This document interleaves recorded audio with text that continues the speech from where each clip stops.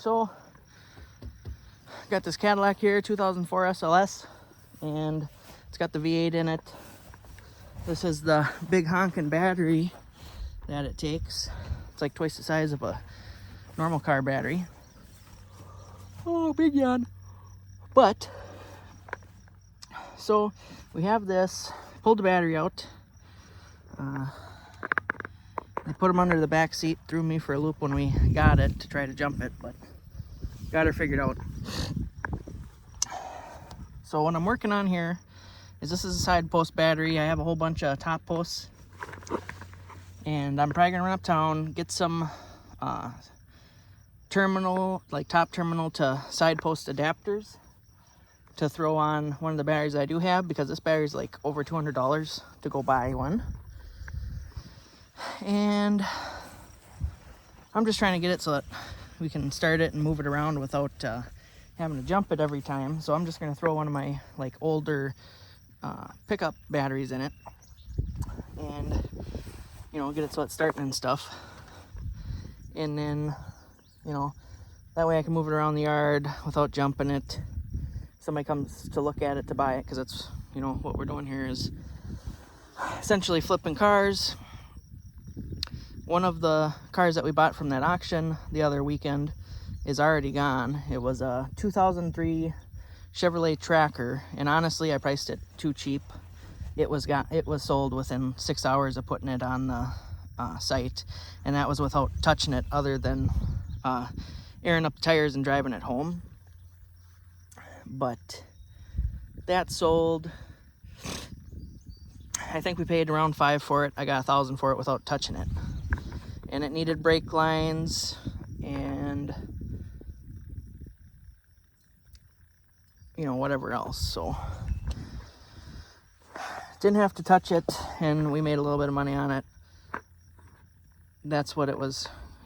I thought about fixing it and doing all that good stuff, but honestly I'm just at a point where I don't want to have to fix stuff. So I priced it cheap enough that somebody else could fix it, and for all I know, they're going to resell it because they might make $1,000 off of it. Honestly, it was in pretty good shape for a Minnesota Tracker, because normally they rotted out real bad. That one was just starting to bubble, around the wheel wells, and the frame was, crusty, but it wasn't rotted out yet. But nonetheless, I'm going to try to throw a battery in this thing just so that we're not jumping it. Maybe I'll get it inside, see what's actually going on with the brakes on this car, because there is none. I'm going to assume it's just like that Geo Tracker and the rear lines rusted out a bit. It's a common thing here in Minnesota to have your brake lines rust out. I'm going to throw it up there, see what it looks like. If I think it's worth it, which it probably is, I'll probably get another, $1,000 for this car if I take and fix it. But if I decide it's worth it, I'll end up putting brakes in it. But today we're just worried about getting it so it's got a battery in it that'll start it. Now, if you remember though, I was also working on our Al Chalmers Dozer. Haven't really gotten anywhere since the last video. I think I showed you that we put a new starter in it. So it's got the new starter. I haven't got to the point of putting batteries in it and the new cables. I have cable. I have the ends for the cable. I just had Alexis order up some batteries today for this machine. And what I'm going to do is I'm going to go with a Group 78 side post battery. Now, before I was saying don't have a lot of side post batteries around, well, the reason I'm doing that is I'm going to make it so that I can just have my battery cables, and they're just going to have eyelets on the end, so I can just bolt them on. And I think that's a better way to go about it, than because you can stack them and all that stuff, rather than having like a traditional top post, lug on there, where that kind of, I feel, is going to limit what we got going on. So it's just an extra, sorry. Hopefully that don't make you yawn, but anyways, I think it's going to be a little bit more versatile in this application and make it a little bit easier to do the battery cables. So maybe I'll run inside here and I'll show you the cabling that I got. It is worth it to mention that this machine does have quite a bit of existing cable still on it. So, you know, that's cool. Either way, I have the spool that I'm going to show you. Here's the cable. It's 2-aught. You can see it's red, so that's kind of a bummer. I'm going to make my positive and negative cables out of this. I think worst comes to worst, I'll just, you know, spray the ends black on the negative cables that I make out of it. The reason why I have just the red cable is you can't buy, where I get my material, just the footage. So you had to buy whole rolls. I don't run into a, sorry, oh man. I don't run into a whole lot of battery cable making. Maybe I will now, but either way. So we have this, it's 2-aught. Should be thick enough for what we're trying to do here. The original to the Dozer, I believe, was 1-aught, but it was a 24-volt system originally, so this is thicker. And hopefully this works out good. The guy seemed to think it would be enough. We'll check it out. We're gonna have about the starter requires, for minimum cold cranking amps, 2800 amps. So, you know, hopefully this is enough.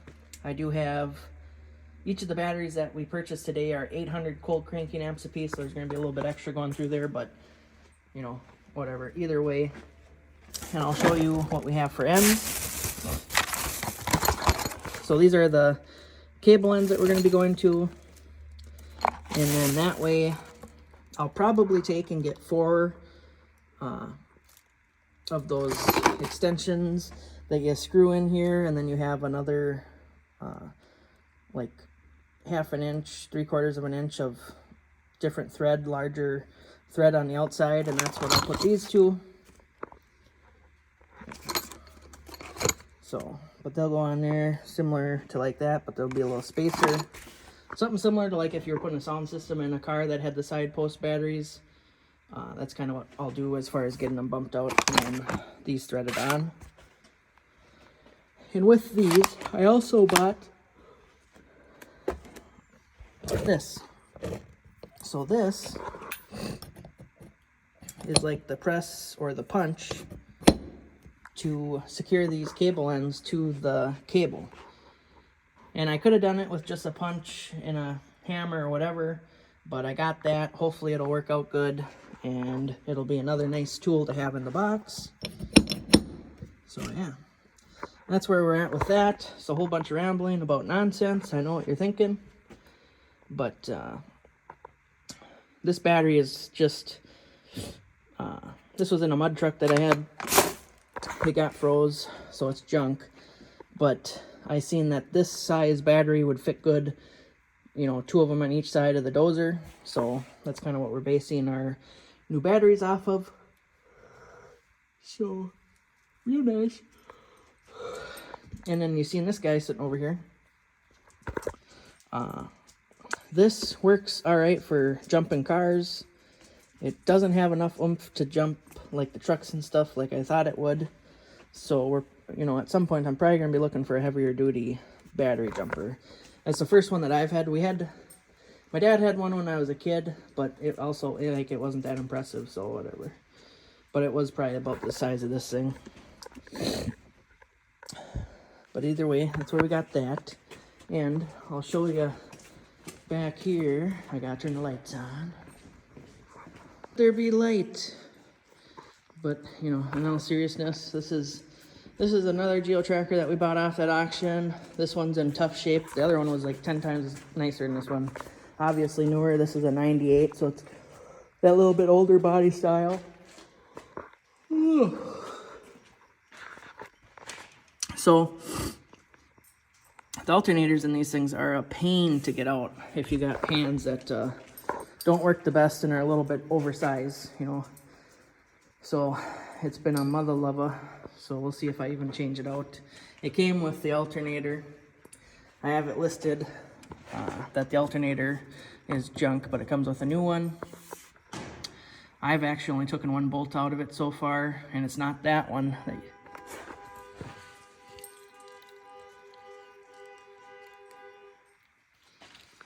It's not that one that you see. Sorry about that. I got my keys in my belly pocket, but the previous owner actually started working on it, and I think he ran into the same thing that I ran into, where it is such a dang pain to even get to it. I think he just went and bought another one. But nonetheless, you know, if I get it out and swapped out, then it is what it is. If not, you know, somebody will probably buy it either way. Maybe we'll end up just keeping it for a toy, because it's perfect for like a trail rig or a mud toy. We do have the title for this one too, so, you know, we could register it for trail use and stuff up north. That'd be kind of neat. But either way, I'm almost thinking I might have to pull the radiator out in order to get my meat claws down in there and work on this thing, because it has been not the best deal so far. But either way, there's only like one bolt holding this in right now, and it's on the back side down at the bottom, so it's real hard to get to.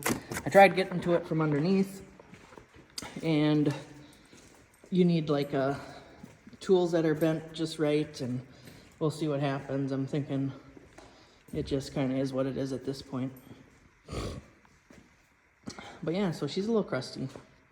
Like I said, the other one was like just starting to get the rust in the rear wheel wells. Like it was bubbling, it wasn't barely poked through yet. And I figure if nothing else, if this one doesn't sell, we got a toy.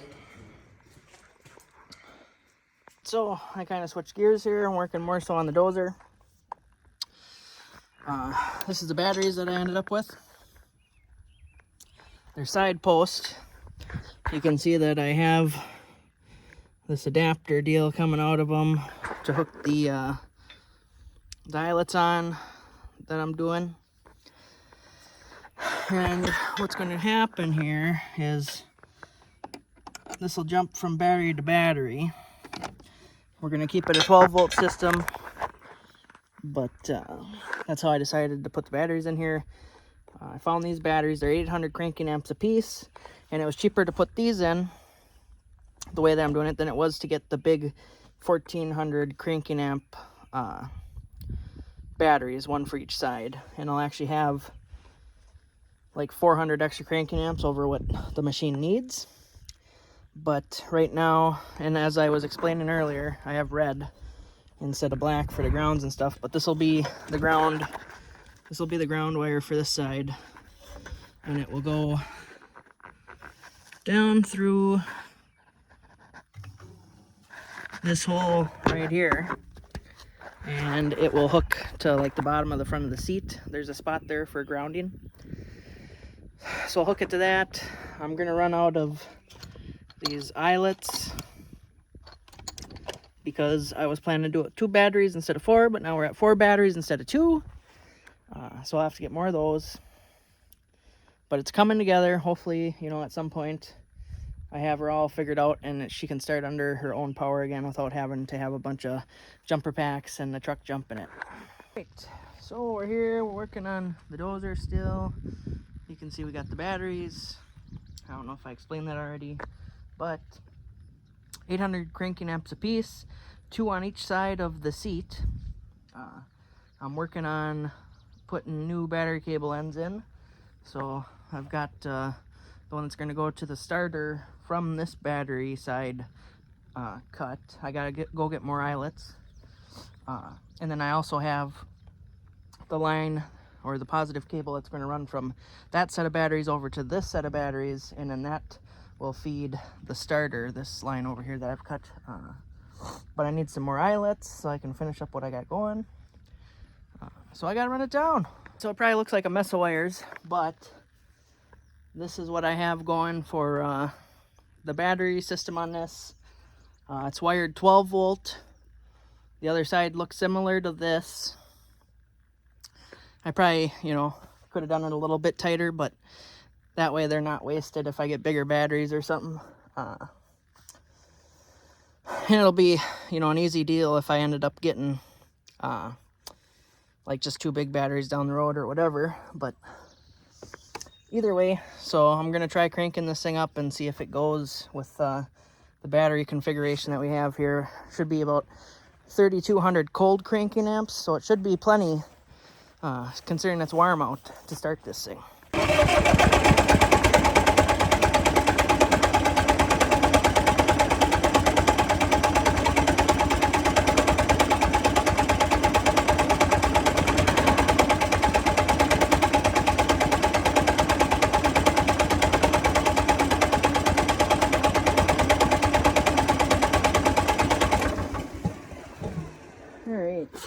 So she's spinning over real nice, but this thing seems to like the ether a little bit, so I'm not sure exactly what to say about that, but just how it is. So give her a little start.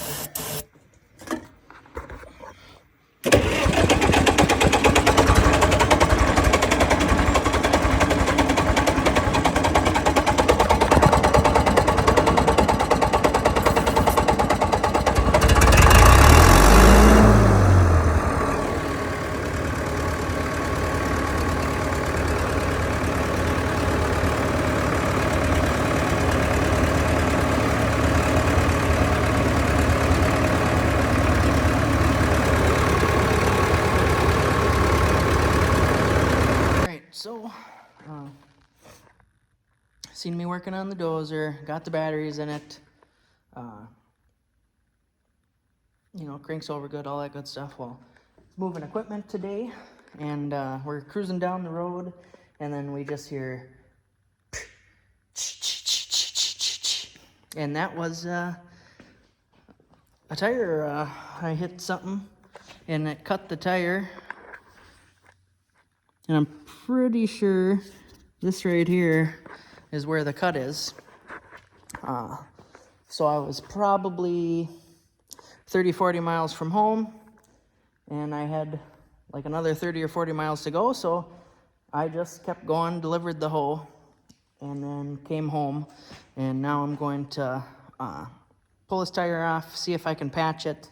And I'll patch it because got some rock that has to be hauled Sunday. But I'm gonna try breaking this tire down and getting that all squared away. But that's how our day went. And we stopped, and my buddy that's helping us out, we stopped on the way back and picked up a dryer for him, because he hasn't had a dryer for like 3 months because it quit working. So he's been hang drying his clothes in his basement, and he's sick of having damp clothes.